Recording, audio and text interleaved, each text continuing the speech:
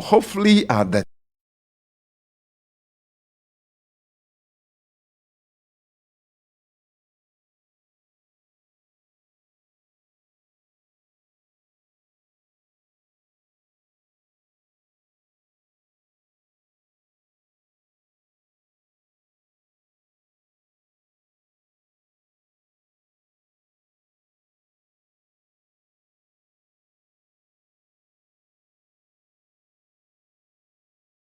principles of effective teaching. Madam, it's been a long while away from the studio. This morning I'm trying to actually zip my buccal cavity. So I say over to you. All right. Thank you very much, sir, for the wonderful contribution. In fact, you have, in teaching, we have something we call a starter, and you have just given us the starter. So I appreciate that. All right. So, cherished listeners and viewers out there, good morning to you all. It's an interesting moment to come your way with another segment of the radio lecture featuring EDC 232 with the title Principles and Practice of Teaching. That is the course title, Principles and Practice of Teaching. Today's topic, as has been mentioned earlier, we're going to look at the principles of effective teaching. Principles of effective teaching. And so before I begin the lecture, let me quickly announce the studio line so that you can save that on your phones. As soon as the line is activated, you can phone in and make your contributions. However, with regards to WhatsApp, SMS messages on Facebook and other media, it can keep coming right from the go.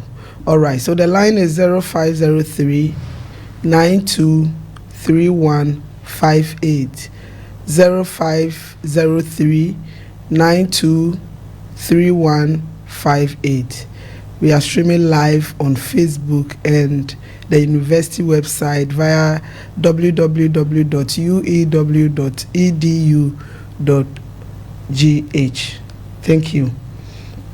All right, so previously we've been having interaction with you face to face right from the very first week into lectures, and we began by looking at the concept of teaching. At the end of the day, it was established in our various lecture theatres that the goal for teaching is for learning to occur. And so when we go to class and then we teach, and at the end of the day, learning doesn't take place, the principle is that then we haven't taught. And so this morning, as prospective teachers especially, or those of us who are providing some form of training, it could be at home, at church, or wherever we find ourselves, we need to bear in mind that the goal for teaching is for learning to occur. Thank you. Before we take each of the principles of teaching, there are a number of them. They are not exhaustive. We have a number of them.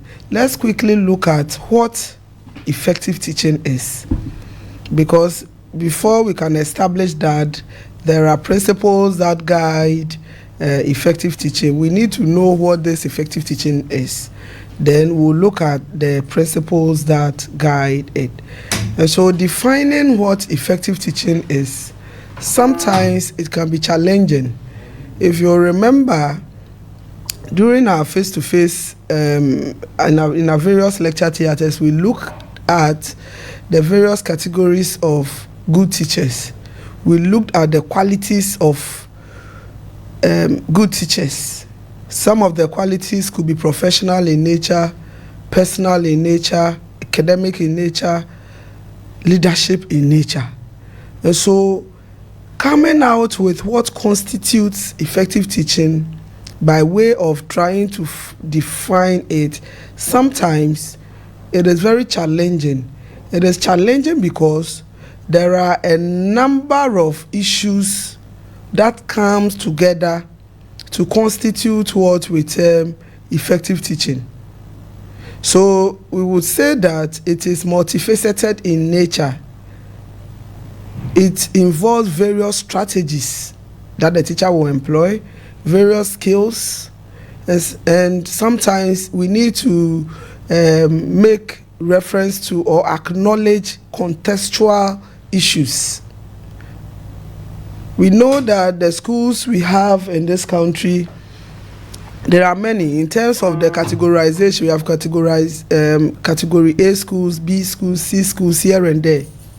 And it is not only the performance of students that are used in this categorization, but sometimes the resources and facilities and other things in the school. And so a teacher could be effective, but the nature or the context in which you find yourself operating can differ. And so we say that we need to pay attention to contextual issues when we are defining what effective teaching is, because you could be inhibited by some of these issues. And so Anderson, one of the researchers in the area, viewed effective teachers as those who achieve the goals which they set for themselves, or that which others have set for them.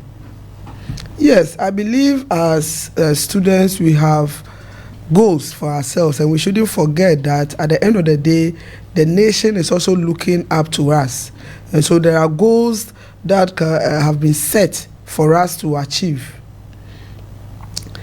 We established right from level 100 that the curriculum is based on the needs of the society. And so if the curriculum is based on the needs of society, at the end of the day, it is expected that when we go through formal education, we able to achieve that aim which we have in terms of creating the society that we want for ourselves.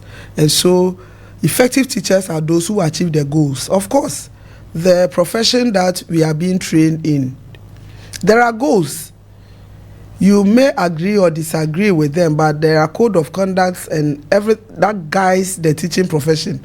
So in as much as we have our various philosophies, as we discuss in the lecture theatres, there are goals that we equally have to achieve. And so looking at all these, we should bear in mind that it will be out of place to limit the entire concept of effective teaching to students' performance, such that when at the end of the day results of any standardized exams are released and we say that the students do not do well, then we try to put the entire blame on the teachers, that then it is the teachers that are no good. There are instances where when results are, we do hear comments from the general public. Oh, as for this year, oh, students, excuse me, they didn't score anything, the teachers didn't teach. No, there are so many issues that comes together. So we can't limit the whole idea of effective teaching to only the work output by students. This is not to say that it cannot be a contributory factor, but limited the entire concept to it is what we beg to differ. And so an effective teacher is a teacher that can be described as one who will skillfully. Remember, we looked at teaching as an art and then teaching as a science. We have discussed that already. And so an effective teacher is one who can skillfully manipulate, maneuver, facilitate various educational activities, the resources at hand, and then the environment in which he or she tries to do the teaching in order to achieve the desired learning outcomes or objectives. Desired learning outcomes. Because when we teach, learning goes, the extent of learning that takes place goes beyond what we intend to even teach. And so at the end of the day, we are looking at the kind of learning which in this line will lead to the desired aim or goal or objectives for the lesson, so that there will not be any change in behavior at all that we will consider here, but those positive permanent behavioral changes, those ones that we desire amongst our students. Again, there are some issues that we need to consider. We need to bear in mind that good teaching cannot happen without student learning. If you employ all the skills that I've mentioned, you've taken into consideration various educational activities, the resources and everything, without the preparedness of the learners, without the learner and his or her related factors, we cannot say that good teaching has been done. All right, so for purposes of those who just joined, this is Radio Windy Bay.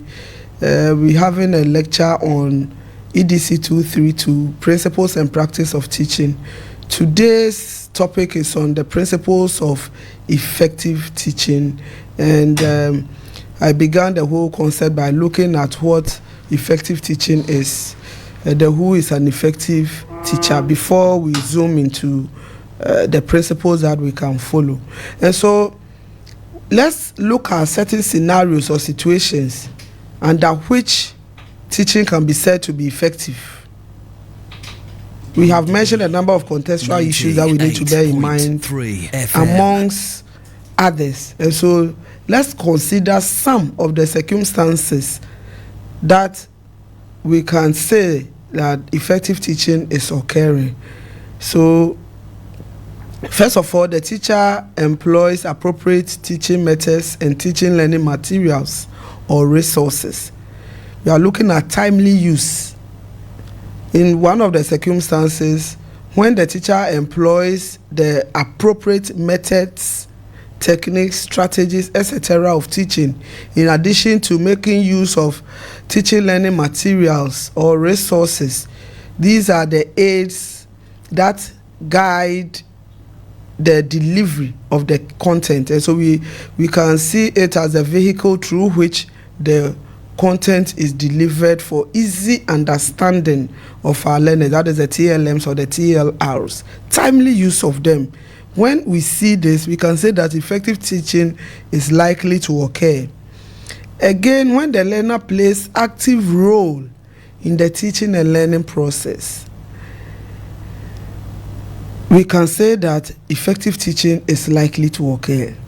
And so in our various lecture halls or classrooms, whenever lesson is ongoing, it is important for us as student teachers to partake in the lesson. And it is in the same line, teachers should make the deliberate attempt to involve the students in the lesson, asking questions, making room for exchange of ideas, in fact, giving them or assigning learners with individual tasks or group tasks. If we look at the radio lecture, for example, studio line will be activated. You are asked to send in your questions or comments here and there.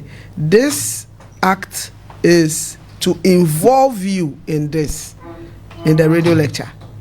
I believe we're getting the point. So when the learner plays active role in the teaching and learning process, we can say that effective teaching is likely to occur. And another one is that the teacher manages the time in the entire learning environment. Time management is key. We will go into learning plan preparation and all that. At every stage, we need to time it. This morning, we'll be here from 6:30 to 7:30 a.m. I believe that your timetable, you have specific periods for each of the courses we are doing. When we go back to our schools at the pre-tertiary level, every subject has the time that is allotted for it. And so we need to manage this time judiciously so that we will not go waste time on unnecessary things, and before we realize, the siren goes for change of lesson.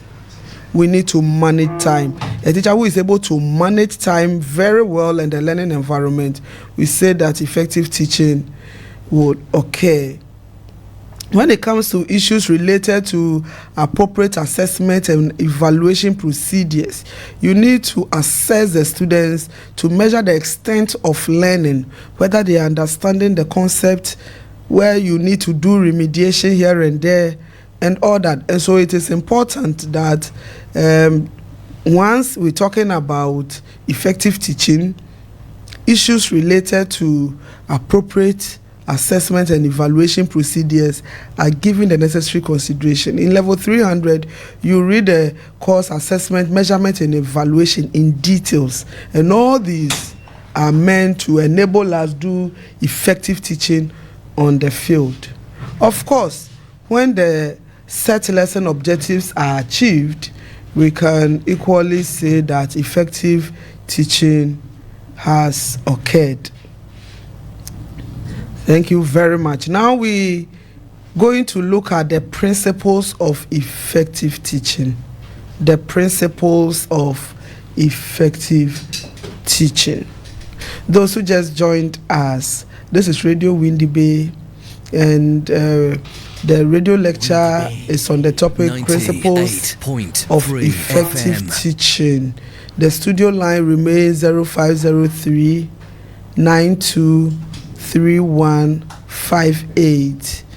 You can join us on Facebook or the university website. I've just been joined by our colleague from the Department of Special Education, who is going to help in the signing of the radio lecture, so that students with special needs can also have an active role to play in the lecture. All right. So we've looked at what effective teaching is, circumstances under which teaching can be said to be effective, the fundamentals. So we now come into the main idea here, principles of effective teaching. So we need to look at some key terms here. We've looked at what teaching is, effective teaching is. Let's look at what principles are. Then we juxtapose it against effective teaching. And so what is a principle? What is a principle? In an attempt to contextualize this in education, the Oxford Dictionary defines it as the fundamental or basic or essential truth or position that serves as a foundation for a system or behavior. We are looking at the basic principle is the basic or the essential truth or position that serves as a foundation. The foundation here, we are looking at the basis for a system or behavior. If we look at the Merriam-Webster dictionary, it also sees it as a comprehensive and fundamental law. In other words, a rule or a code of conduct. A rule or a code of conduct. So let's try to bring this into education. In the area of education, principles of teaching are the fundamental practices in teaching and learning, which serve as a guide for teachers so that they can effect worthy learning outcomes. From the various dictionaries and literature, if we talk about principle, we are looking at fundamental practices, a rule or a code of conduct. So when it comes to teaching, there are certain fundamental practices that we need to adhere to so that at the end of the day, we can effect worthy learning outcomes. We don't just get up and go to the class and say that we're going to teach. We need to be guided by certain principles. So before I was handed over the mic, our dear Bright made reference to a fact that we believe you have principles in life. So once we have principles in life, these are basic things that guide us, that guides us. And so in the same line, when it comes to the teaching profession or any other profession, there are codes of conduct. There are things that we need to adhere to so that at the end of the day, we would achieve our goals. And so we'll take these principles one after the other and look at them. Like I said earlier, we have a good number of them, but for purposes of this radio lecture, we're going to look at some over here. Right. So first of all, let's look at the principle of adequate preparation. The principle of adequate preparation. Yes, we are reading our various programs in the university, And those of us, especially who are reading the education-related programs, biology education, integrated science education, social studies education, political science education, at the end of the day, to a larger extent, even if we are not going to take up teaching as a full-time profession, we will teach no less than twice before we graduate. That is to say that the on-campus teaching practice, the micro teaching, and then the off-campus, the internship, we're going to teach. And the principle here is that we need to adequately prepare. The institution is playing its role by admitting you on the program, getting the required professionals in the area to teach you, so that you'll be fully equipped with the facts, the theories, the generalizations, the principles, and all that, the content, and then the pedagogy that will make you do effective teaching in the real classroom setting. So you're reading the content courses from the department, and then the pedagogical courses, the methods. For example, this course is meant to train you on how you're going to teach. And so at the end of the day, the university is adequately preparing you. Now, finally, when you graduate with your first class, with your upper, with your lower, and then you are posted to a school, you are equally going to teach. You need to prepare adequately. We are in the Department of School of Education and Lifelong Learning. Learning doesn't end after first degree, after post-doctoral fellowship and whatever. It doesn't end. We will continue learning until we retire from this earth. That is to say that when we are called to glory, every day is a learning experience. And so we need to adequately prepare. So by the principle of adequate preparation, we're looking at what? The learner, the teacher preparing on the topic that he or she is going to teach, preparing on the resources that he or she is going to use to effect these worthy learning outcomes. So you're going to teach a topic like the coming of the Europeans. You need to prepare by reading round the topic. You go to the net, you go into literature, the textbooks, everything that will guide you such that you would have in-depth knowledge in the area. In level 100, we mentioned that content is valid when it is true, when it is accurate, and it is current.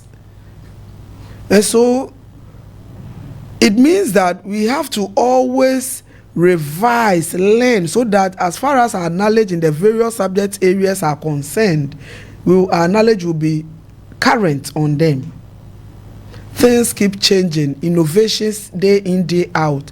So we shouldn't limit ourselves to only the examples that we use. I mean, the few ones that we select for the first years of our profession, limit ourselves to it until we retire. No. We need to constantly prepare adequately by reading, while getting in-depth knowledge on the content we're going to use, the resources that will aid us, be it the projector. You can imagine if you cannot operate a projector, you carry it to class, how are you going to use it very well? There are instances where improvisation comes in. Improvise, guide the students, help the students. If you're going to have a laboratory experiment, first of all, maybe the industrial preparation of gases, whichever gas that you want to prepare, make sure that you do that behind the scenes before the real day where you stand with the students to do that, because you need to have an upper hand in the area. So the principle of adequate preparation is one of the principles that guides effective teaching. So our dear students, let's bear this in mind. We shouldn't settle for anything. Don't say that, oh, as for these schools, the students are not good. Whatever you give them, they will, don't go to class, and then any question that they ask, almost every question you say, oh, assignment, go and do it on your own. No. I'm not saying we shouldn't give certain things to them as assignment, but we need to demonstrate proficiency in the area. All right. The next principle is the principle that effective learning results from active participation. In other words, we are looking at the principle of self-activity. Principle of active participation or involvement of the learner, which is more or less the same as the principle of self-activity. Our dear students, we are talking about self-activity here, or active involvement. So when we give you the series of group tasks, it is to involve you. When we ask you questions, presentations, it is to involve you. When you are asked to play any active role, it is to involve you. It is very important, even at congregation or political rallies. The gathering occasionally responds to communicate their involvement. Preach on, I receive it. It means that it communicates that we are involved. During last year was a very, as far as our political space is concerned, various political rallies here and there. And then when you watch it, you see the enthusiasm. If you see those who go on the campaign, all this is to show that they are involved in the lesson. In the campaign or what have you. And so we cannot say that when it comes to teaching, it is not necessary. No, it is very key. The learner involvement, so that the students will exchange ideas. Exchange of ideas is key, so long as the principle of active participation is concerned. Students pose questions, you ask other colleagues to respond, you put them in a situation where they will debate. If the topic is in line with that, there should be that flow of ideas. It shouldn't be a one-way thing where you go lecture and go your way, or you go write notes on the board and ask them to copy. Next time when you come, you will explain. No, they should be involved right from the beginning till the end of the lesson. Now we have the third principle, which has to do with the principle of individual differences recognition. We need to recognize that the students we have in our class have varied or different. They are varied or different in so many ways. We have learners with special needs. This morning, if you look at what is happening, that a resource person is here doing the signing, it is because we have some students with special education needs. So we need to make sure that everybody feels a part of the lesson.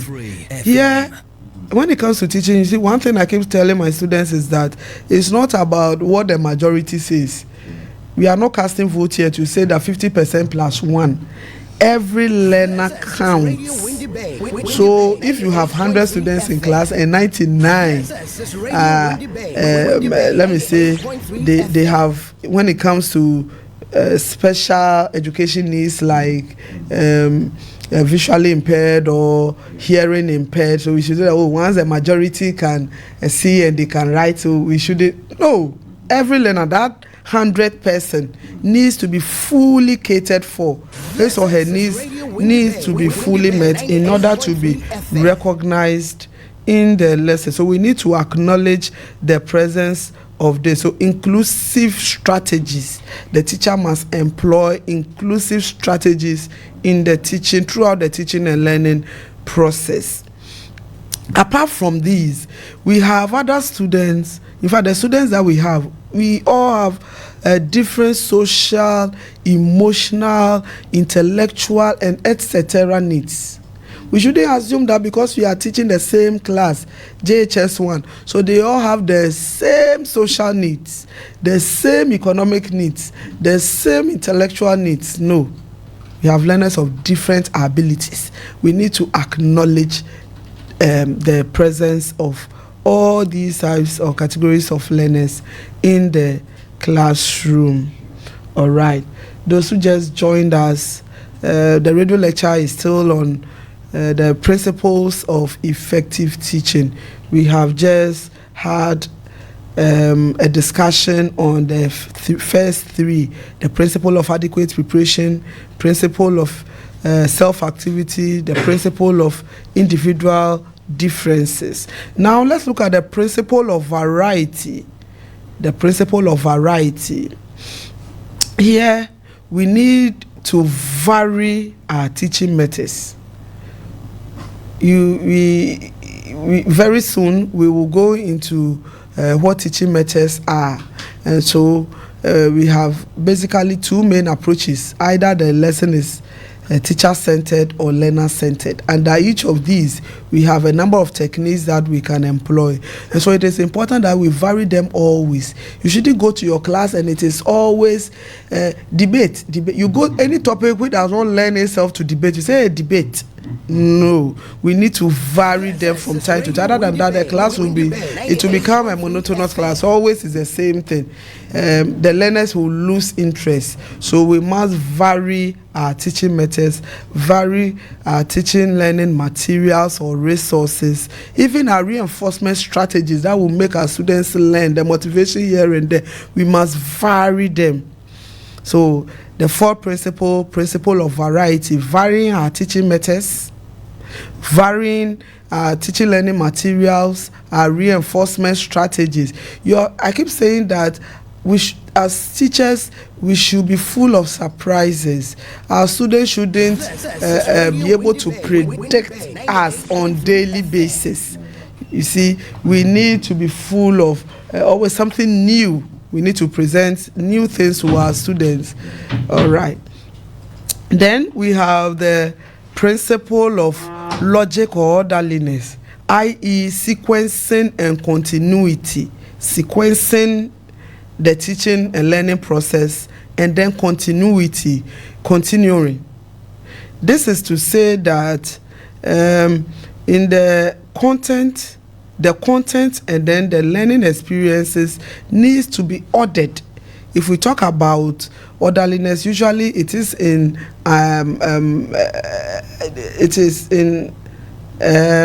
let's put it as levels. When we are ordering something, we are putting them into levels. So when it comes to teaching and learning, it is important that the content itself, the subject matter, the knowledge that you want the students to learn, vis-a-vis the learning experiences, the interactions that will take place between the teacher and the learners in the classroom, we order them into various levels. So in education, for example, we teach from the simple to the complex. We introduce the students to the basic things. Then as we move on, the difficulty level increases from simple thing to the complex, or from the concrete, the real, to the abstract. You see, when we were in class 1 in KG mathematics, we go to school with our counters concrete, because if you want the students to subtract 5 from 10, they need to count some bottle corks 10, and then they will subtract the 5. Concrete. But you know that from JHS or senior high, you will not see that. Now it is going to be more of the abstract. So you don't really need the counters before you can do that simple subtraction. Teaching from the simple to the complex, from the concrete to the abstract, from what the students know to what they do not know. Okay, so here this is where RPK, relevant previous knowledge, comes in. We're saying that in the 21st century, the children's learners are full of experiences. No learner is a tabula rasa. So whatever you're going to teach, you have to begin from that where they have fair idea, maybe at a different level.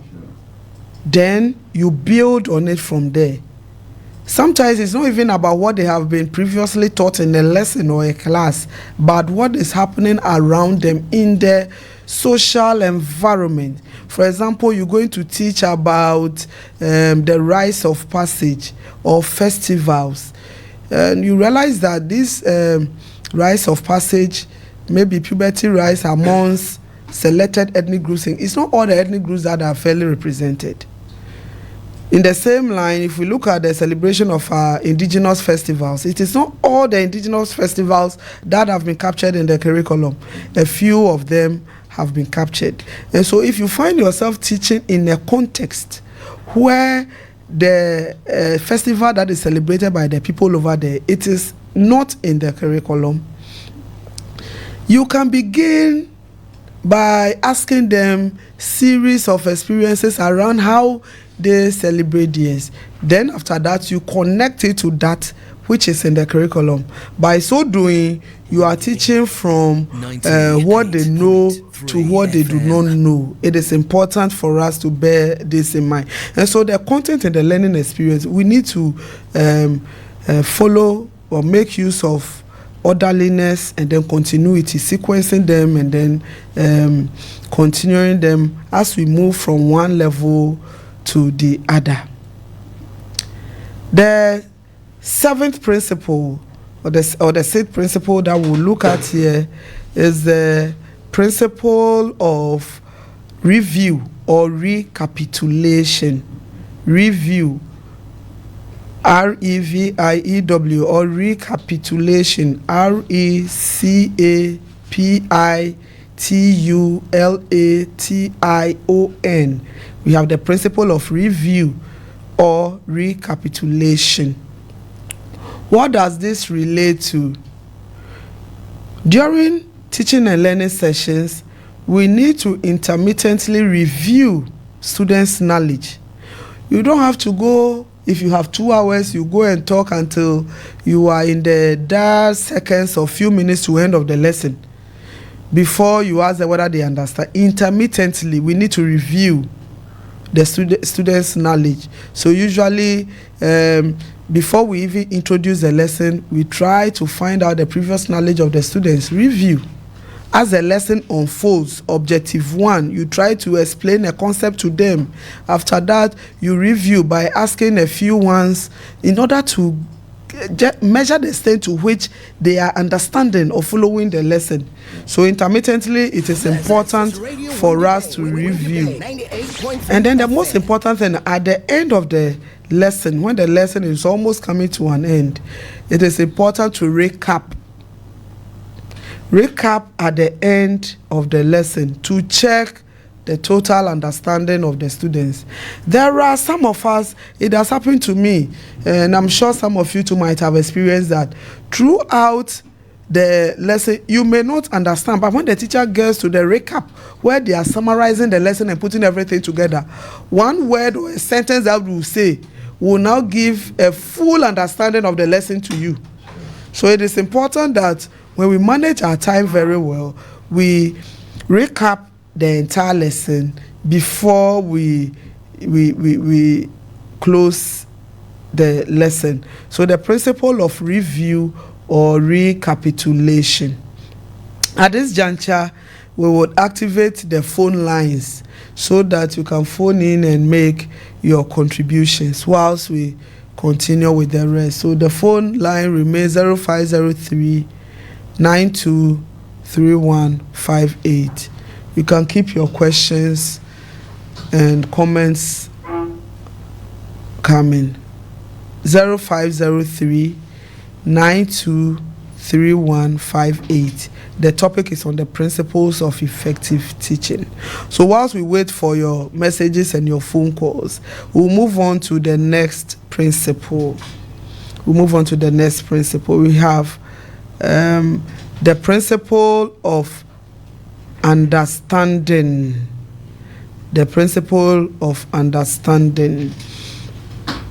We need to have an understanding of the topic. We need to have deep understanding of the topic or the content that we're going to teach, the various facts and theories in the area. We need to have in-depth knowledge as far as understanding is concerned. It is just in line with the adequate preparation. You prepare adequately, not by memorization. So when we come to the principle of understanding, here you need to understand it yourself so that you don't end up confusing the students. Then we have the principle of interest. The principle of interest. Now, If we talk about interest, generally it has to do with the quality that attracts something, and one will want to know more about the thing. If you see a young lady or a gentleman, or you meet any other person and you would want to know more about the person, it means that you have identified a quality in that person, which for that matter you will want to know more or learn more about that person. And so the principle of interest relates to presenting a content in such a manner that there will be this attraction, so that the students will want to learn or know more in the subject area. So usually we say that there are two ways of doing this. Either the topic itself is such that it will attract the attention of the students, the way most of us we felt when we had lessons on the reproductive system and organs and all that at that age. Very, very interesting. We want to hear more or know more about it. But imagine that topic, you send it to JHS. What did they know about JHS, even primary, lower primary? They may not be so enthused about it. What they will be happy about is when you ask them to draw members of their family. Then they will tell you that, my mother, I will draw you beautifully, I will draw you this way, you see. So the content itself should be presented in such a manner that it will be very interesting to meet the needs of others. Yeah, hello, dear caller, your name and your department. Good morning, madam. Good morning. Your name and your department, please. Geography department. Which department? Geography, good. Yes, please, I want to know if all these principles could be achieved within a lesson. Okay. Your name again? My name is Bright Kifo. Bright. Okay. Yes, please. Bright, you want to know whether all these principles can be achieved within a lesson. Yes, wonderful. Please. All right, so Bright, all these principles can be achieved within a lesson. All of them. Once they become part of you, it will all be achieved. Okay. Thank you for the contribution. Another caller. Yeah, please, your name and your department. Your name and your department. Hello. I'm struggling to hear you. Your name and your department, please. Yes, hello. Hello. Please, good morning. Good morning. Your name and your department, please.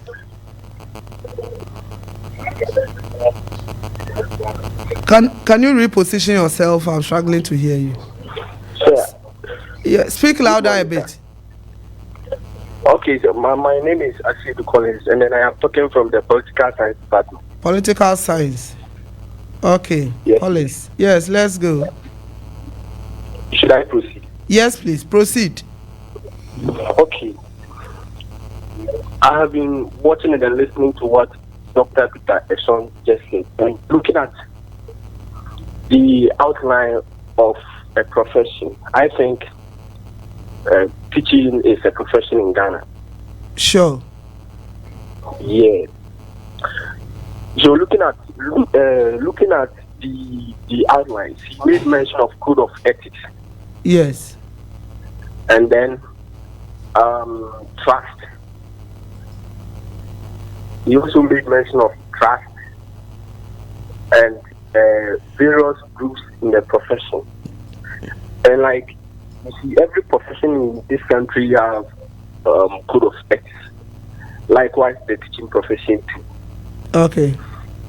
And then looking at the trust, I think the Ghanaian society, we have, like, they actually have trust in the teachers. Because when we talk of teachers, it's more or less like we are talking about the government institution. So I am using that one as a yardstick. Okay. Yeah, so I may say that let's assume if they don't have trust in the teachers, how could they admit their children to the government schools? Okay, so that was on teaching as a profession. The teaching profession yeah, Collins. Collins, yes, that is a wonderful contribution out there. But we are looking at the principles of effective teaching today. So let's follow in that line. But what you are saying, I agree with you, but that was on a different topic. All right. The studio line remains 0503 923158. 0503 923158. Good. So yes, I was on the principle of interest, and we're saying that the topic needs to be presented in such a manner that students will find interest in learning. It should attract the attention of the students. We have two main ways. Either the content itself meets the developmental needs of the learners, or two, the pedagogical approaches, the methods. You see, there are times that certain topics we said they were difficult. When some teachers teach it, we find it very, very interesting and we want to learn more. And so, hello, dear caller, your name and your department. Hello. Kindly reposition yourself. Speak louder. So their exam, your name, please. So you've been able to deploy all your name again. I'm not hearing you. I can't hear you. Kindly speak louder. Hello. Hello.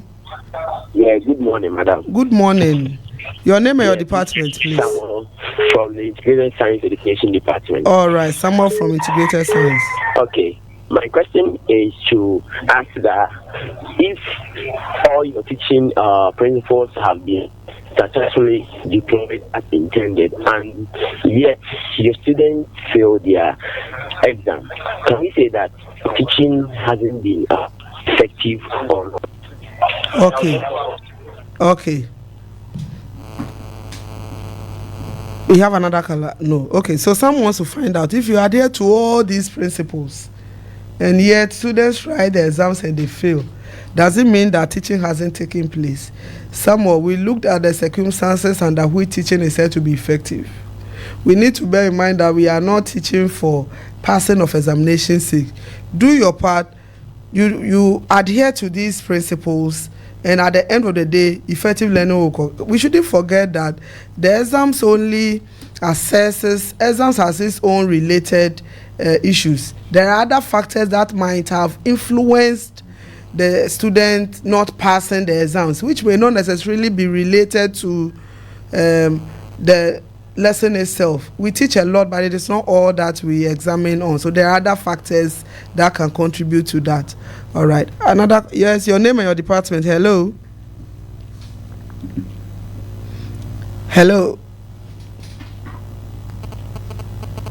Your name and your department, please. All right. The number is remains 050-392-3158. Hello. Your name and your department. Hello.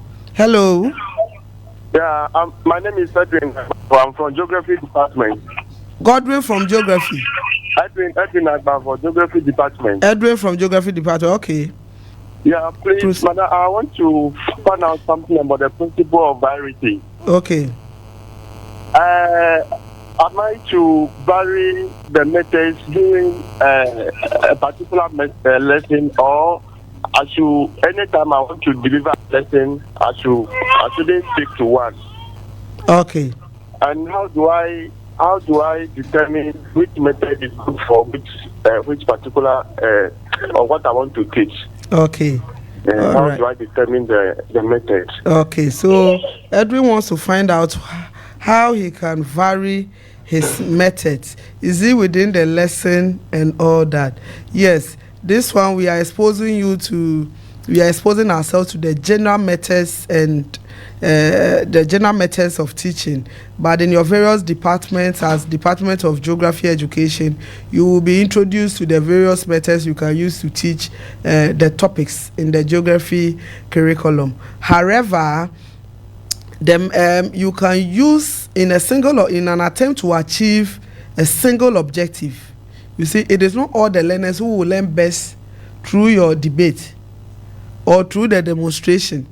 So even in an attempt to achieve a single objective, we can make use of several techniques over there. Single objective, you make use of question and answer, you make use of discussion, small group discussion, and then at the same time maybe a short drama, all of them to that same objective, or a field trip, a nature walk. So you can, it's not about for this lesson or this topic, let me go by discussion. Tomorrow, let me go by brainstorming. It is even rare, it will be really impossible to say that you will take only one technique and stick to it till the end of the lesson. Along the line, you will make room for questions, exchange of ideas. By so doing, you are going into the Socratic technique of teaching. So a good number of them comes to play. All right, you will do more of this next week on methods and techniques of teaching. So next week's topic will address this. All right. FM. Okay, so 98.3 on the principle of interest, we mentioned a few things over there. So at the end of the day, the methods by which we present the lesson should be in an interesting manner, so that all the students will be attracted, they will want to learn more. We shouldn't present it in a way that will scare the students. No matter how abstract the content is, we need to present it in an interesting and captivating manner. Right, let's go to Facebook. We have some few comments and questions there. This one is from Yoda Ilyasu Prince Amidu. Good morning, madam. I'm Yoda Ilyasu. Okay, from Integrated Science Department. ACES Deputy Organizer, listening to. Okay, you are listening to me. Thank you for listening to me. Ni Adote. Good morning, madam. Thank you for the hard work. God bless you. God bless you too. Charlotte Good. All right, from Grace Ward. Good morning, madam. I'm Gideon. From Geography Department. Please, there are instances teachers say not everyone will understand. So, madam, how does this cater for the principle of individual differences? What must be done in such a situation, such an instance? All right, so it is not a good thing to say not everyone will understand.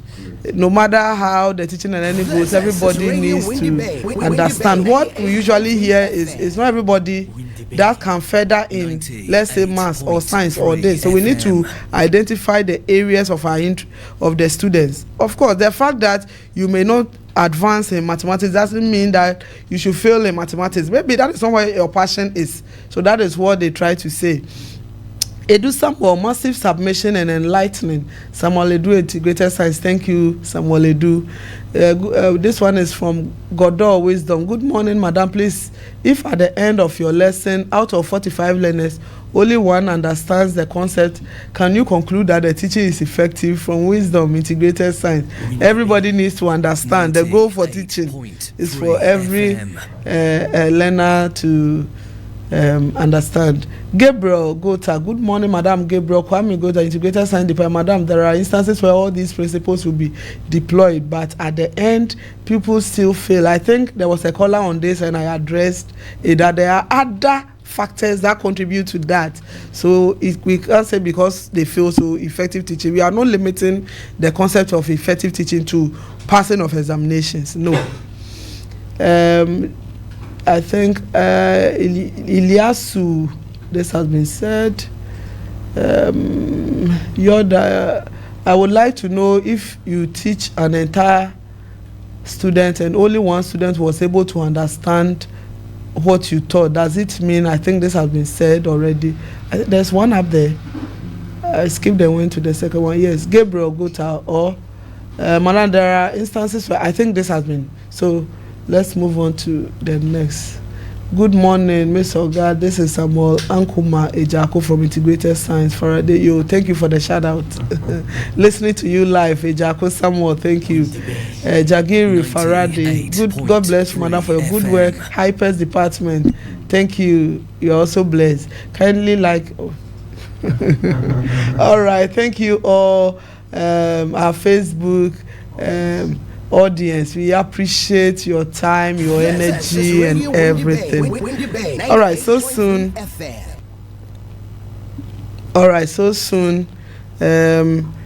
we are about to draw the curtains to an end. Today's lecture was on the principle of, or today's lecture is on the principles of effective teaching. But right from the onset, we try to delve into the meaning of effective teaching and the circumstances under which teaching can be said to be effective. And so we did establish, or it has been established, that defining effective teaching could be challenging because of a number of issues at hand. But at the end of the day, we say that effective teaching occurs when the teacher involves various strategies, skills, and they take into consideration the context in which they find themselves practicing. And so it will be out of place to limit the entire concept of effective teaching to students passing of examinations, because when it comes to issues related to examinations too, it has a number of factors which assessment measurement will cater for some of these issues, but we shouldn't limit it entirely to that. On the day of an exam, a student lost a loved one. When you were teaching, the student understand, but on that day, a loved one just lost a mom or a dad, to say, it can affect you. Or you got to the exam hall late, few minutes to end of the paper, definitely it will affect your performance. This does not mean that effective teaching didn't take place in the class. A number of factors come to play. Then we looked at the principle of appropriate and effective use, adequate preparation, the need for us to prepare on what we're going to teach, how we're going to teach it, how we're going to assess the students, etc. Then the principle of self-activity, the fact that we need to involve learners in the lesson so that at the end of the day, learning can be permanent on their part. We need to recognize individual differences amongst our learners or our students, learners with different social needs, emotional needs, psychological needs, learners with special education needs, visually impaired, hearing impaired. We need to acknowledge all of them and prepare our lesson and our resources to meet these various needs of the learners. It is not just knowing that I have a special needs student in my class. How do you help the special needs student to attain the same objective as the other students are also doing? The principle of variety, the principle of continuity, sequencing and continuity. Then finally we looked at the principle of review or recapitulation, from time to time reviewing students' previous knowledge, and then at the end of the day summing up the lesson like I am doing now. We need to understand our students. We need to present the topic in an interesting and an attractive manner so that our students will want to know more, learn more about whatever we are teaching. On that note, we would bring the radio lecture to an end on this as we continue in our various lecture theaters tomorrow to look at what the knowledge that we require to do effective teaching. We have mentioned, or we have discussed all these principles. They are not exhaustive, there are others. But before we can do them, we need some forms of knowledge.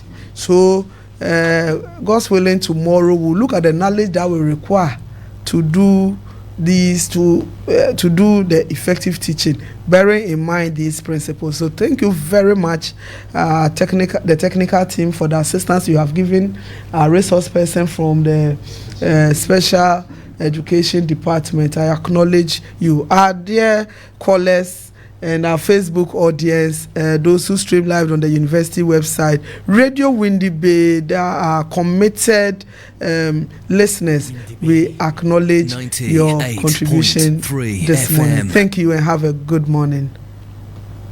This is Radio Windy Bay, Windy Bay 98.3 FM.